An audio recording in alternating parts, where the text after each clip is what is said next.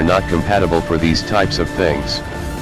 Prop myself up about 12 feet or so, take a look with the scope, pretty cool.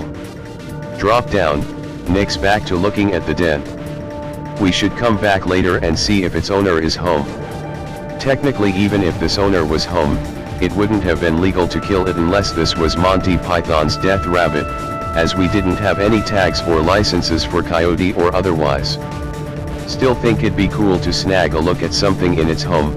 Nick's never seen this, and though I've seen, and shot, many coyotes, I've never seen one, at home. We agree to do so, but with the dogs just in case. Coyotes are cowards, but this might be a group hideout and we don't want to get nipped before we gun them down for self-defense if necessary. Continue fucking around the rest of the day, go back to find that Dad has walked the dogs and come back, small cook stove fire going. The minute we walk into the camp though, the dogs get very upset with us. They sniff us gingerly, and then back away, growling, doing that leaning head tilt like they don't understand. Don't let us near them for a while, they always keep a few feet away and then return to being alert. We tell Dad what we found about a mile up and he tells us about his walk. He agrees to come with us and bring the dogs, if only because he wants to see it too. Evening again, not quite dusk, I'm watching a rabbit fuck around in the distance with the scope, before I get bored and look around in the distance with it. It's absolutely beautiful. The dark stone and brown sand contrasting with the bleached gray trees, the purple sunset, the white thing. Nigga what? Swing the scope back to the white thing, which was previously perched, to my knowledge, on one of the stones in the distance. It's gone now, but would have bet money on it. Pausing green text again for this preliminary description. Didn't really see it too well the first time, on the rock, but it was crouched, either quadrupedal and standing or bipedal and sitting with its arms and hands on the ground. It wasn't especially big at first, but that may have been the distance. Bleached white like a bone, not really much detail at the range I was in. Continue observing for the white thing, maybe it's a pale coyote or something else, but don't catch a glimpse of it. Based on where I saw it, it was maybe directly or slightly off kilter to our albino. Basically get a response of yes you fucking retard. Aren't you in school? Shrug. Call it an albino coyote and forget about it. Fast forward through some idiot shenanigans and conversation to true dark. Laying in tent, dogs inside with us. Suddenly the younger one goes berserk, a few seconds before the other one joins in. Making jerks between sides of the tent, which is relatively large to service 3 men and 2 dogs, just pacing around it, growling, barking, hackles up, they look like monsters. I've never seen these dogs quite like this, it's full on defensive, offensive posture. Genuinely thought they were going to attack us for a few seconds, before I got awake enough. Smell of garbage and sulfur is back, though faint. Dad wakes up, Nick and I can smell it but he doesn't seem to be bothered, and we don't mention it and neither does he might have smelled it but who knows, don't think he did at that point. Steps outside the tent, dogs run out in front of him the very millisecond the door unzips, and begin pacing the length of the tent and our little camp area. Dad puts their leashes on and says well we may as well go now. Didn't get as much of a nap as I wanted but it's about midnight. Fucking Dad and his fucking naps. The dogs are still on defend and destroy, red alert 9000 or some shit, looking around erratically, constantly pulling against the leashes. Finally my dad snaps at them to heel and shut up and they do so, albeit still grunting and growling. We all piss into the desert sands like men, and one of the dogs loosens his lizard too. Grab the headlamps and 2 flashlights and we're off, Dad carrying a .22 pistol, Nick holding the other one. Nick moment, holy shit. This is so cool. Nick's parents never gave him guns, in hindsight it was probably autistic to give him one but he's not a retarded guy and it's a fucking .22. I, of course, proudly bear the .22 rifle. We head north, it's a pretty simple walk back to the grove, dogs are still not pleased by this venture, Breaking green text to talk about my dogs a bit more, and my dad, myself, and Nick, physically. Max was slightly smaller of the two, and a few years older. He wasn't as quick on the draw, ever, but was still a very sturdy and reliable animal. He made you feel safe, but was generally more high-strung. Beaver was the larger and younger of the two, laid back, but was trained from puppyhood to be a god among animals. I'm about 5'9", was back then, too, and Nick was around 6 foot. We were both fit from soccer. Dad's about 5'11" and didn't age the best, but was still muscular. Everyone gets a potbelly.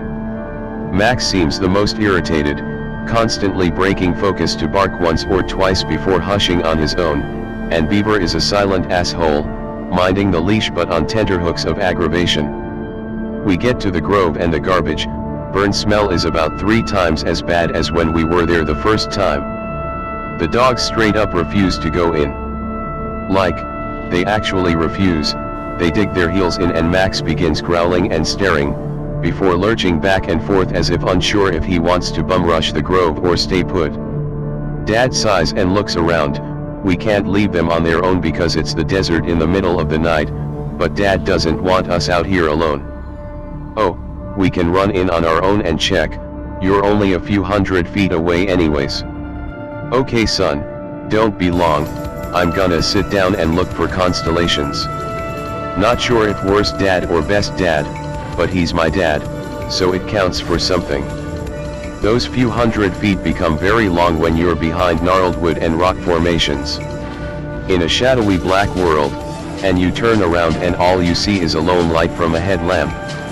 Nick and I, however, emboldened by our guns and teenage idiocy, pressed on through and towards the smell.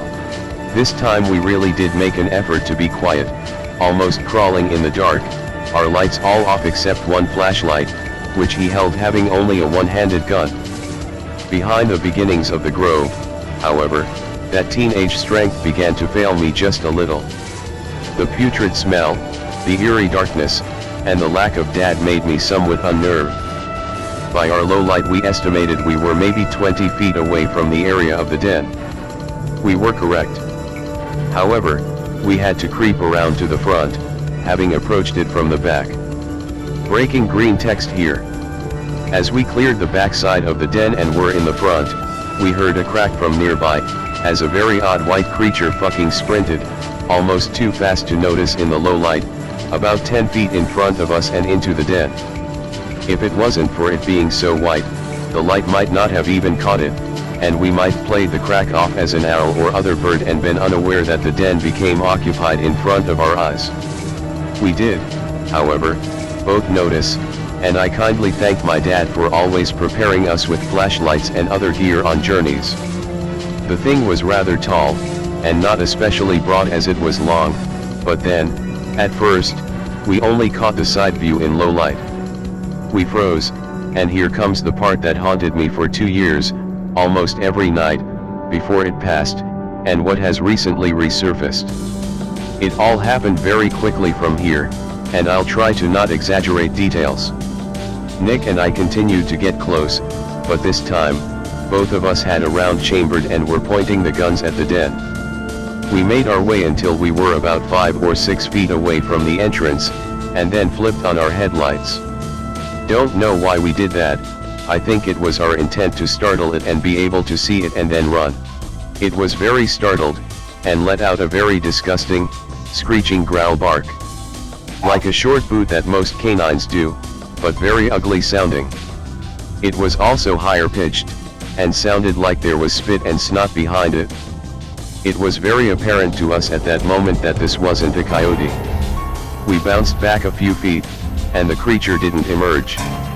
We could still see it, but it was moving around inside the den in a bit of a few more times, and Nick and I unanimously began to yell to each other to fucking run, dude.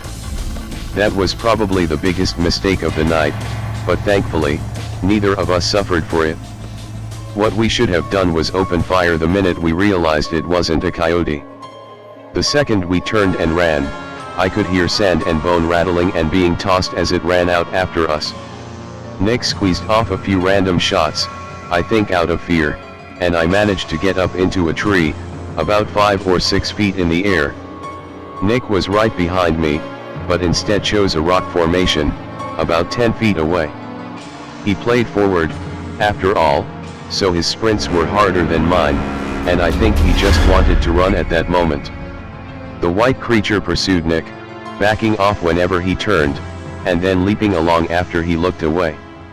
It was a dangerous game that only took a few seconds to play, but it unfolded in slow motion for me. Nick popped off the rest of the .22 clip, and then the white creature began to scale the rock. I wasted only a second more before leveling the rifle and firing blindly. I could have hit Nick. I'm glad I didn't. I did, however, scare the white thing, or at least attract it. It left Nick and then bark screamed at me, leaping off the rock. I began shimmying up the tree, and in the darkness, I cracked my head against a branch sticking out directly over me. The mongrel began to climb the tree below me. In a daze, my vision blurring a bit, I popped another 2 or 3 shots. The clip of the rifle only has 6 rounds, and I kept that in mind. Figured I only had 2 left, as I wasn't counting very well, and didn't want to be overconfident. Nick's yelling at something, maybe the white creature, but then I hear a different pitch of scream. Nick just fucking threw the gun at the white creature, and hit it. Not hard, but those metal bastards weigh a couple pounds, and later on I realized why it hurt. Again, this whole sequence took maybe 30 seconds, but it felt so much longer. Then, as the thing is looking to climb again, I see it go flying off of the tree trunk.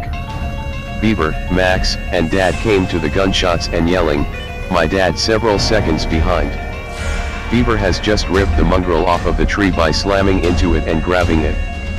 I'm unsure how many of you are dog people, but German Shepherds have very boxy, broad chests and shoulders. If they leap at and their teeth miss, they will still knock you flying a few feet if they intend to. In this moment, time seems to totally slow down. Even in the nightmares, this particular sequence plays out very, very slowly. Nick and Dad are yelling, Max and Beaver are snarling and yelping, and my conked head vision is starting to clear. The headlamp clearly illuminates this thing as it tries to deal with the dogs. It stands up. It's not quadrupedal, it's bipedal, and for 2 or 3 seconds, I got a very clear image that's burned forever into my head. It's tall, maybe 7 feet, and skinny as hell. I mean scrawny. Long forearms, long hind legs, all of it built like a dog. Somehow, even though it's so thin, I can't make out bones, but maybe it's the flashlighting and the white fur that's obscuring it. It's blisteringly white, stained now with red, either my dog's or its own blood. The neck is rather long, and it has a very long, pointed muzzle and face. No discernible ears or facial features. There's a gangly little tail, and its eyes and nose appear to be black, but I could be wrong on the eyes in the circumstance. It had teeth, but I couldn't tell what kind. The forearm, paws, hands, whatever, had fairly long digits and there were short claws on the end. I less saw them and more heard them make contact with the dogs. Overall, the thing most resembled a whippet or a greyhound in how skinny and long it was, and the face.